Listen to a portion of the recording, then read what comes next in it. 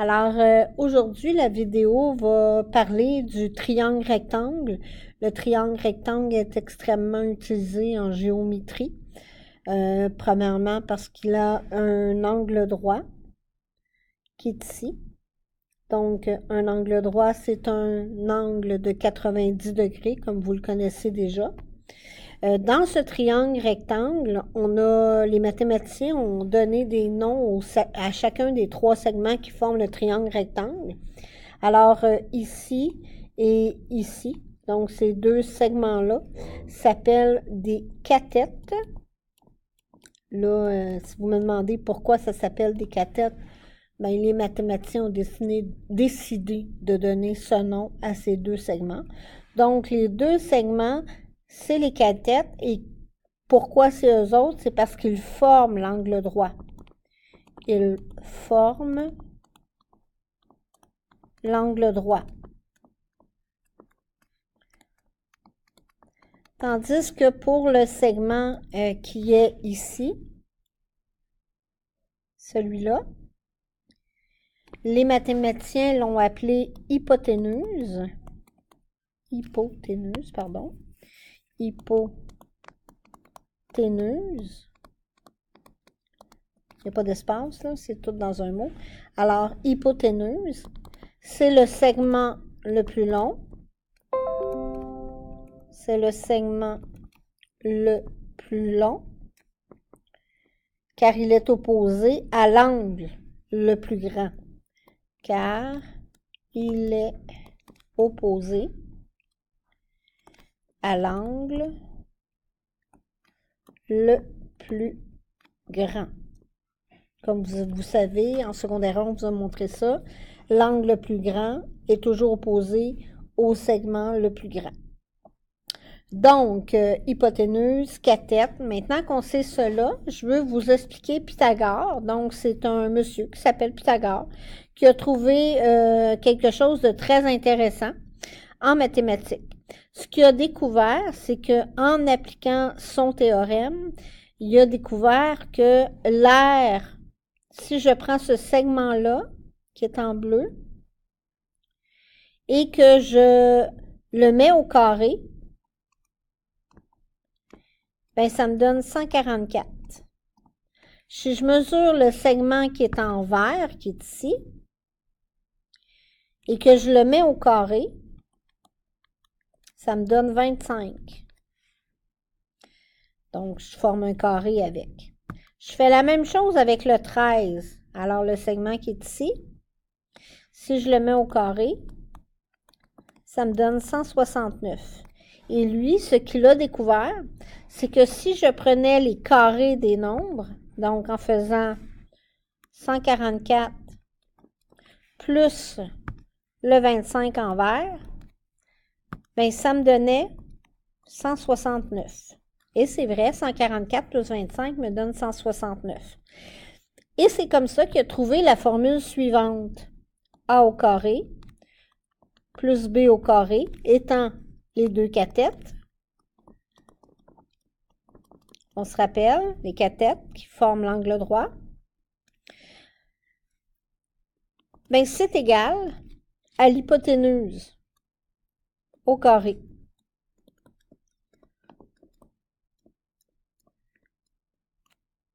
OK? Donc, la somme des cathètes au carré est égale à l'hypoténuse. Très intéressant comme formule. Donc, à partir de là, dès qu'on en connaît deux, on peut trouver le troisième, peu importe où il se trouve. Alors, allons-y avec quelques exercices. Par exemple, si je te dessine un triangle rectangle et que je te dis que ce segment vaut 6 cm et que lui vaut 3 cm, ben, tu vas être capable, juste avec cette information-là, de trouver l'hypoténuse. Alors, C représentant toujours l'hypoténuse. Donc, à partir d'ici, ben, j'applique ma formule. L'hypoténuse au carré est égale à la somme des cathètes au carré. Donc, à partir de là, je remplace ce que je connais dans mon exemple. C'est que mes deux cathètes représentent 3 et 6. Donc, je vais aller remplacer dans ma formule mes deux cathètes. Et je vais isoler la variable c au carré. Ça tombe bien, déjà isolé. Donc, c au carré va être égal à 3 fois 3, 9, plus 6 fois 6, 36. Et là, je vais faire la somme de mes cathètes. 36 plus 9 qui me donne 45. Et là, je vais isoler C parce que c'est C au carré, mais moi, je veux connaître l'hypoténuse. Donc, je vais faire la racine carrée de 45. Et ça me donne 6,708, donc 71 cm. Je viens de trouver la mesure de l'hypoténuse.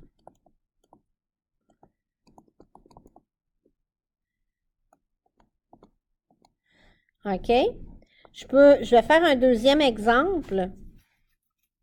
Mais là, on va chercher une cathète. Alors, supposons que j'ai, encore une fois, on va prendre un autre triangle rectangle avec une autre écriture pour être sûr qu'on le voit. Donc, un autre exemple. J'ai encore un triangle rectangle, mais cette fois-ci, j'ai la mesure ici. J'ai la mesure ici. Je vais dire que c'est, supposons, 7 cm, pardon. Et je cherche B. On peut le noter B si vous le désirez. Une cathète. Donc, je connais ma formule de Pythagore. Quand même quelqu'un de très intéressant, Pythagore. Et j'applique ma formule. Donc, est-ce que je connais l'hypoténuse? Oui. Elle vaut 7. Est-ce que je connais une cathète? Oui.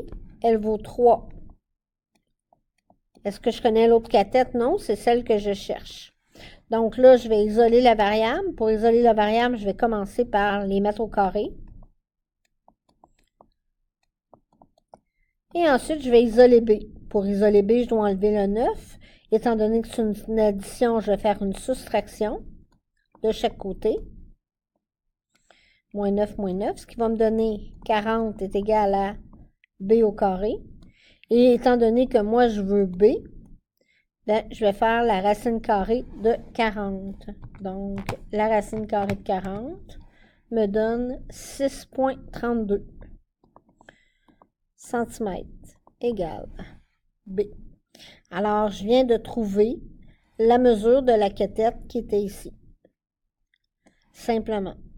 Donc, ça, c'est Pythagore, qui est assez simple, mais bien sûr, on va complexifier un peu les choses. Hein? Alors, je vous montre ça dans quelques instants. Bien entendu, à quoi ça sert dans la vraie vie? Bien, dans la vraie vie, c'est sûr qu'on ne connaît pas toujours les mesures de nos figures qu'on utilise.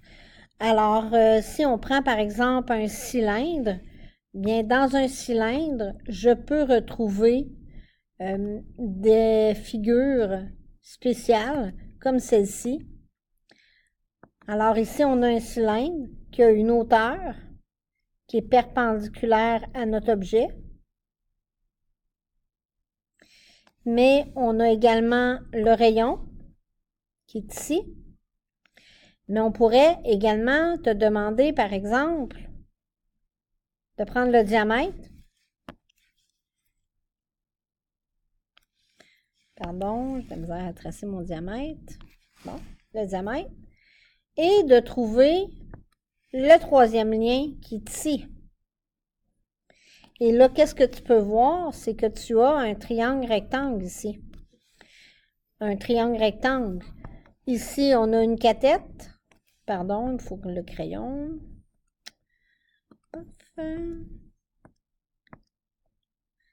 Ici, on a une cathète. Ici, on a une autre cathète. Et l'autre ici va être l'hypoténuse. Pourquoi? Parce que notre angle droit il est ici. Donc, le côté opposé à l'angle droit est l'hypoténuse. Ce qui fait que dans un cylindre, Si j'avais besoin de connaître la hauteur, puis qu'on te donne la cathète, pas la cathète, mais l'hypoténuse, ben tu pourrais trouver la cathète qui est la hauteur du solide. Tu pourrais également prendre le rayon, on pourrait également te donner l'hypoténuse, la cathète, mais pas donner le rayon. Fait qu'ici, tu pourrais trouver le diamètre. Faisons un exemple. Alors, j'ai l'hypoténuse, qui est en vert, qui est égale à A au carré plus B au carré. Supposons que ton segment ici vaut 5 cm et qu'ici, ça vaut 3 cm.